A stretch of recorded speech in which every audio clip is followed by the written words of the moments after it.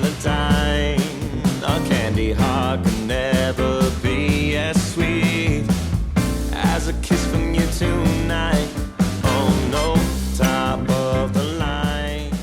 제가 있는 곳은 월스트리트를 따라서 바다 쪽으로 나오면 있는 피어 15이라고 하는 말 그대로 선착장입니다. 옛날에는 선착장이었는데 지금은 강변공원처럼 쓰고 있어요. 옛날 뉴욕항의 정취를 좀 느낄 수 있게 1800년대 중반의 무역선들 몇 채가 이렇게 정박이 돼 있고요. 또 여기서 고가도로를 건너면은 옛날 뉴욕항의 느낌을 역사적으로 보존해 놓은 사우스 스트리트 시포트 뮤지엄 디스트릭트라고 하는 한 2블락 정도의 거리가 있어요. 많은 관광객들이 와서 오이스터를 먹으면서 아, 옛날의 뉴욕 선원들은 이렇게 먹었겠구나 그 상상을 하면서 역사적 정치를 즐기곤 하죠. 뉴욕이 19세기 말에서 20세기 초반까지 엠파이어 시티라고 불렀었어요. 거의 제국 하나만큼의 파워를 가지고 있는 놀라운 도시였다는 것에 대한 뉴요커들 스스로의 자부심을 보여주는 단어거든요. 어떻게 해서 17세기까지만 해도 대서양변의 변방 항구였던 뉴욕이 세계 최고의 도시가 될 수 있었는지 한번 생각을 해보기 좋은 장소라 생각해서 여기에 왔습니다.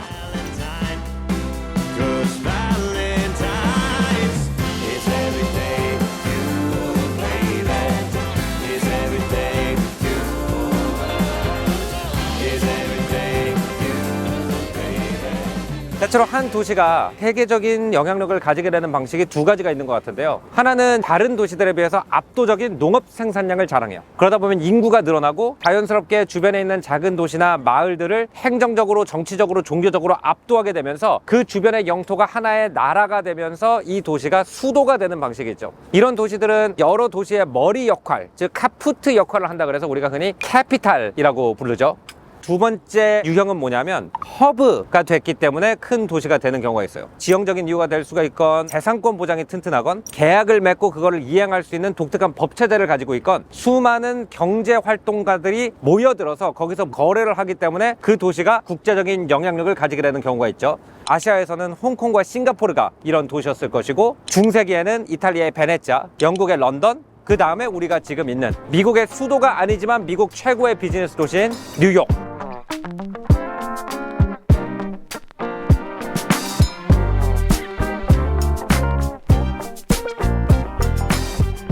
뉴욕이 시작했을 때만 해도 뉴욕하고 보스턴 항구가 경쟁 관계였어요. 지금 우리가 있는데 이스트 리버고 이쪽에 허슨강이 있어요. 근데 그 허슨강이 원래는 이렇게 북쪽으로 올라가지고 캐나다로는 이어지는데 왼쪽으로는 안 갔거든요. 그래서 오데호라는 엄청난 자연 물길이 있잖아요, 미국 내륙에. 그래서 오데호와 허슨강을 연결하는 550km 정도의 인공강을 뉴욕 사람들이 판 거예요. 그러면서 그 내륙에 있는 엄청난 지하 자원과 공업 생산량이 1800년대 중반부터 이리카나를 타고 맨하탄으로 내려와서 배를 갈아타고 런던으로 출발하기 시작하면서 보스턴은 로컬 항구로 남고 뉴욕은 세계 최고의 멜팅팟으로 그때부터 발전하기 시작하고 그 힘을 원동력으로 해서 뉴욕이 세계 최고의 허브 도시로 떠오르게 되죠.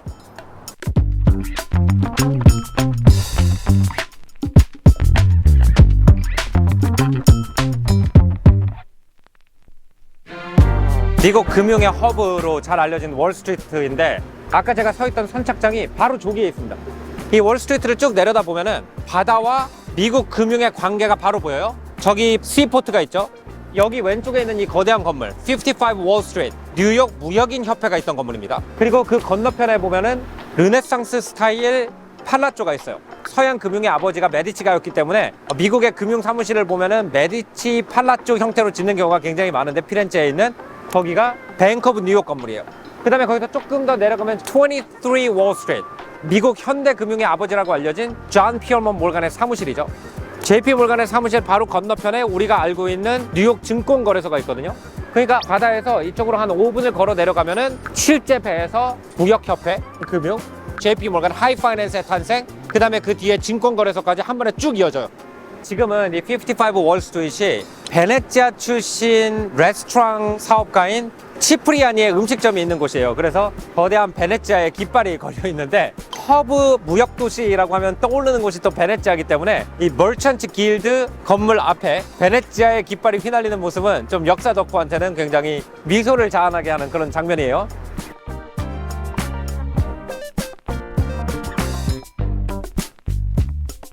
셰익스피어의 베네치아의 상인에 보면은 이제 안토니오라는 주인공이 있죠. 세대 무역선이 바다에 나가 있는 부무역상인데 자기 물건이 전부 다 지금 바다에 나가 있기 때문에 현금이 조금 부족한 상태예요. 그래서 친구를 도와주기 위해서 샤일록이라는 고리 대금업자한테 돈을 꾸고, 그 사람은 물건이나 배를 담보로 받기보다는 이 사람한테 원한이 있어서 네 심장을 담보로 걸어라 라고 얘기를 하죠. 근데 어떻게 하다 보니까 세 대의 무역선이 전부 다 침몰이 돼서 이 심장을 내줘야 되나 말아야 되나를 가지고 재판을 하다가 재판에서 승소하면서 목숨을 구하게 되는 이야기를 그리고 있어요.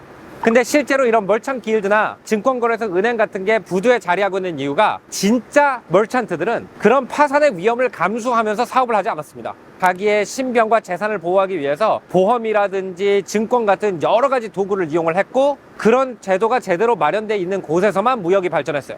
항구 뒤에 바로 백을 받쳐주고 있는 이 구조가 없었으면 뉴욕이 세계 최고의 허브 도시가 되지 못했을 거예요.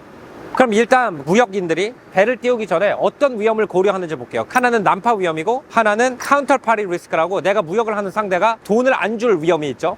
일단 난파 위험을 보면은 현대 무역선들도 가끔씩 가라앉습니다. 얼마 전에 수천 대의 독일 고급차가 실려있던 배가 가라앉아서 우리나라에서도 자동차 대기하고 있던 분들이 차 못 받고 이런 일이 있었죠.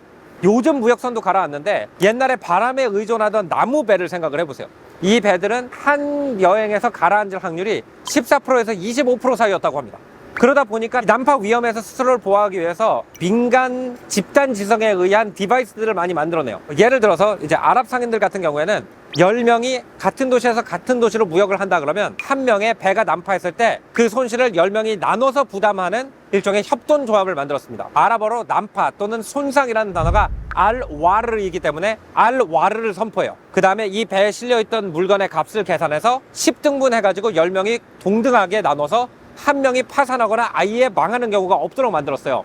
이 제도가 나중에 유럽으로 들어와서 알와르의 발음이 번영돼서 average라는 단어가 생깁니다. 그래서 오늘날까지도 어떤 배가 난파하면 보험회사에서 general average라는 거를 선포하죠. 또 하나 재밌는 거는 bottomly contract 또는 premium contract라는 게 있었는데, 어떤 배가 출발을 하죠. 그러면 일종의 보험업자가 그 배에 있는 물건을 싼 값에 사들여요. 그 배가 안전하게 항구에 도착하면은 조금 더 비싼 값에 무역업자한테 되파는 제도가 있었어요. 이거를 물건이 배가 도착하기 전에 미리 샀다, 그래서 미리라는 프리와 산다라는 MLL을 붙여가지고 프리미엄이라고 불렀습니다. 그래서 오늘날까지도 보험료를 갖다가 프리미엄이라고 영어로 말하는 것이 여기서 유래했다고 그래요. 근데 만약에 배가 가라앉게 됐다면 물건이 다 물 바닥에 있는데도 그 물건을 내가 사야 됐기 때문에 bottomly contract, 물 바닥에 있는 물건을 사는 제도라고 부르기도 했대요. 제가 전에 다이빙 워치 컨텐츠에서 얘기를 했을 때, 많은 무역선들이 옛날엔 가라앉았고 그 무역선에 있는 가치 있는 물건들을 건져 올리기 위해서 초기 다이빙이 활성화됐다는 얘기를 한 적이 있는데, 누가 물속에까지 가서 그 물건을 건져 올렸냐면 선장이나 무역업자가 건져 올린 게 아니라 프리미엄 컨트랙트를 사인한 사람이에요. 그 보험업자 입장에서는 가라앉았는데 어쨌든 그거 내 물건이에요. 그러면 한 푼이라도 건져야 될 거 아니에요. 초기 다이빙 기여를 한 사람이 가서 물건을 건져 오곤 했던 거죠. 또 그 당시 무역업자들이 처해 있는 위험이 카운터 파티 리스크였어요. 내가 물건을 싣고 갔는데 원래 내 물건을 사겠다는 사람이 갑자기 딴소리예요. 나 돈 없어, 물건 안 사? 아니면은 물건 가져간 다음에 얼른 도망가 버렸어요.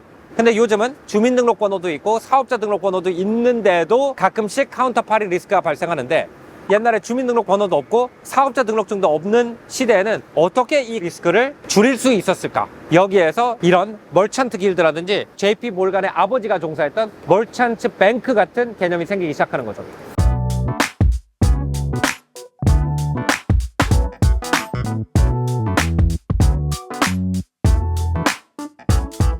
우리 탐구 생활의 파워가 어느 정도냐? 오늘 금융과 무역 관련 컨텐츠를 찍는다라는 게 소문이 났는지 뉴욕 증권거래소 앞에 무역선을 걸어놨습니다. 무역에 의한 손실을 줄이는 방법 중에 가장 좋은 방법은 내 돈만 투자하는 게 아니라 여러 투자자를 모아가지고 배를 띄우는 거겠죠. 실제로 옛날에는 배를 띄우면은 모험을 떠났잖아요. 모험을 위해서 돈을 모아서 배를 띄우는 거를 Adventure Capital이라고 했어요. 그 후회가 나중에 앞에 Adventure가 Venture로 바뀌어서 Venture Capital이 됐죠. 카운터파리 리스크, 이거를 해결을 해주면서 돈을 버는 기업들이 1300년대 400년대부터 이탈리아에서 생겨나요. 대표적인 예가 메디치 은행이죠. 그러니까 예를 들어서 1400년대가 되면 이탈리아하고 네덜란드 사이에 옛날엔 플란드르라고 불렀었죠. 굉장히 활발한 섬유 무역이 생깁니다. 근데 이탈리아하고 플란드르는 언어도 다르고 풍습도 다르고 법도 다르고 메디치가는 피렌체에 자리를 잡고 있었고 메디치의 파트너이자 오른팔 역할을 하는 폴티나리라는 가문이 플란드르에 자리를 잡고 있었어요. 그러면서 이 폴티나리는 플란드르의 네트워크를 가지고 있고 멀찬트 길드 같은 데 가입해가지고 어떤 상인들이 믿을만한지 다 파악을 하고 있었던 거고 메디치는 피렌체에서 그 역할을 하고 있었겠죠. 그래서 피렌체 상인이 예를 들어서 플란드르 상인하고 수출 거래를 한다 그러면 플란드르 상인한테 돈을 받는 게 너무 어렵고 복잡하니까 거래장을 가지고 피렌체에 있는 메디치 사무소에 가면은 메디치 사무소에서 그냥 돈을 미리 줘요. 그리고 그 돈을 플란드르 사무실에서 수금을 하는 이런 제도를 만듭니다. 멀찬트 뱅크라고 하는 메디치 가문과 비슷한 일을 하는 은행들이 점점 늘어나면서 하나의 이게 산업으로 발전을 하게 되죠. 그러면서 LOC 신용장 제도라는 것이 생겨요. 당장 현찰이 없는 사람도 물건을 수입해서 나중에 판 다음에 돈을 지불할 수 있게 되면서 국제 무역이 엄청나게 발달하게 되죠. 그 당시에는 사실 국제적인 경제 감각이나 국제적인 인프라를 가지고 있는 사람들이 실질적으로 멀찬 뱅커들밖에 없었어요. 그래서 나라가 해외에서 자금을 구할 때도 국채를 띄울 때도 멀찬 뱅커들이었습니다. 1870년대 프랑스가 옆 나라인 프로이센의 침공을 받아가지고 망하기 직전에 이르르죠. 그때 국채를 띄워가지고 전쟁 자금을 마련해야 되는데 프랑스가 질 것 같으니까 아무도 자금을 마련 안 해줘요. 프랑스 국채를 해외에 팔아가지고 나중에 프랑스가 해방되니까 어마어마한 프리미엄을 챙겨서 자기 가문의 기반을 만든 사람이 다름 아닌 JP 몰간의 아버지인 주니어스 몰간이라는 사람이에요. 그래서 이 시대를 뭐라고 부르냐면은 멀찬 뱅킹의 베로니얼 에이지, 남작 시대라고 불러요. 내가 무역을 하고 싶은데 멀찬 뱅커가 나를 보증해주지 않으면 내 신용을 체크할 방법이 없으니까 거래를 안 해주는 시대. 이 시대가 멀찬 뱅커들의 황금기죠. 영국에서는 베어링스 뱅크, 독일의 월버그, 그리고 미국의 몰간 은행 같은 은행들이 있어야만 그 나라가 국제 무역에 뛰어들 수 있는 시대였어요. 근데 문제가 뭐였냐? 이 멀찬 뱅커들은 남을 보증해줘야 되는 사람들이기 때문에 누구를 보증해줄지에 대해서 굉장히 조심했습니다. 왜냐하면 자기가 보증해주는 사람이 망하면 그 돈을 대신 낸다는 암묵적인 신사적 합의가 있던 시대이기 때문에 그러다 보니까 대부분 자기랑 같은 종교와 인종에 속해 있는 사람이 아니면 보증을 안 해줬어요.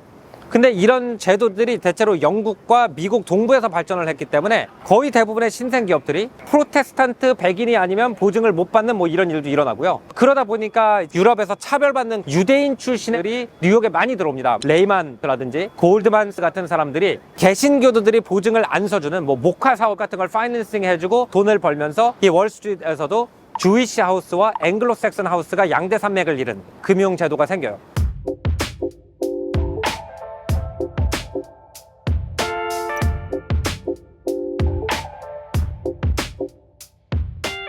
제 뒤에 바로 월스트리트의 상징, 돌진하는 황소 동상이 있죠.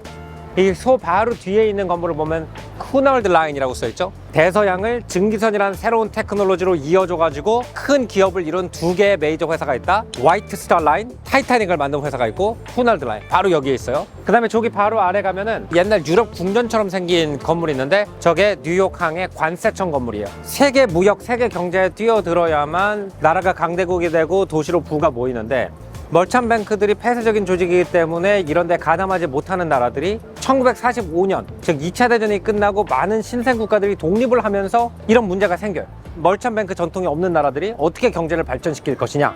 근데 이런 나라들 중에서 성공적으로 우리나라처럼 국제 무역에서 역할을 하고 있는 나라들 보면 대체로 국가가 이 일을 해줘요. 영국이 그 당시 세계 최고의 무역 국가였는데 1차 대전이 터지니까 이 멀찬 뱅크들은 사조직이잖아요. 그러니까 당연히 리스크가 올라가면 신용장에 받는 프리미엄을 올려야 돼요. 신용장에 드는 프리미엄이 너무 올라가니까 무역회사들이 무역을 해도 돈이 다 은행으로 가지 자기 주머니로 안 들어오니까 무역이 멈추기 시작하는 거예요. 영국은 해상에 완전히 의존을 하고 있는 나라나 마찬가지였기 때문에 1차 대전이 끝나고 1919년에 이런 거를 막기 위해서 ECGD라고 하는 기관을 만들었대요. 신용장이 없더라도 국가가 보증을 서줘서 무역 거래를 할 수 있게 하는 국가기관을 설립을 한 거죠. 그 이후로 이제 많은 나라에서 ECA라고 하는 이런 기관들을 만들어서 국가가 옛날 멀찬 뱅크가 하던 일을 대신 해주면서 무역에 과감하게 뛰어들 수 있는 시대를 열게 되었다고 해요. 옛날에는 영국의 ECGD가 얼마나 셌는지 2차 대전 이후에 해방을 한 우리나라 같은 나라들의 기업들도 글로벌 금융을 얻어내려면 ECGD의 보증이 필요했다고 합니다. 근데 지금은 이제 우리나라에서 한국무역보험공사라고 하는 조직이 이 일을 맡고 있고 가장 중요한 일은 연준이랑 비슷한 일을 하는 것 같더라고요. 은행들이 책임질 수 없는 최종 대출을 연준이 하잖아요. 그래서 Bank of the Last Resort라는 표현을 쓰는데 Insurer of the Last Resort guarantor of last resort 같은 역할을 하고 있는 것 같아요. 대표적인 예가 2008년에 금융위기 때문에 무역을 하는 기업들이 상대편 기업이 재정적으로 어려워져서 돈을 못 받게 되든지 수출 계약을 따놨는데 국제금융이 얼어붙어서 차관을 받지 못해서 또는 대출을 받지 못해서 생산을 못한다든지 이럴 때 이제 한국무역보험공사에서 개입을 해서 보증을 서준다든지 대출 보험을 들어주는 역할을 해서 돈이 돌게 만드는 역할을 했다고 해요. 흔히 기술의 전파라고 생각을 하면 통신기술, 인터넷이나 전화의 전파, 수송기술, 증기기관이나 증기선 또는 생산기술 이런 거에 집중을 하게 되죠. 근데 인문학이라는 것이 재밌는 것이 뭐냐면 소셜 테크놀로지라는 걸 바라봐요. 사람들의 두려움이나 아니면 리스크 때문에 하지 못하는 일을 어떻게 사회적인 조직을 만들어서 할 수 있게 만드느냐, 그것이 이제 중세기부터 인도양과 지중해 무역을 종사한 사람들이 발전시켜 왔고 미국의 거대한 인베스트먼트 뱅크들이 계승했다가 결국 우리나라의 한국무역보험공사 같은 ECA들이 그 일을 계승해서 하고 있고, 그 테크놀로지가 들어간 나라들은 흥했지만 그 테크놀로지가 들어가지 못한 곳은 허브 역할을 하기 힘들어지는 것들을 보면은 눈에 보이는 유형 기술의 전파도 있지만 눈에 보이지 않는 사회적 기술의 전파도 있다는 걸 보여주는 대표적인 예 같습니다. 오늘 조승현의 탐구생활은 여기서 마무리하겠습니다. 다음번엔 더 재밌는 문화 역사 이야기로 여러분 찾아뵙겠습니다. 안녕히 계십시오.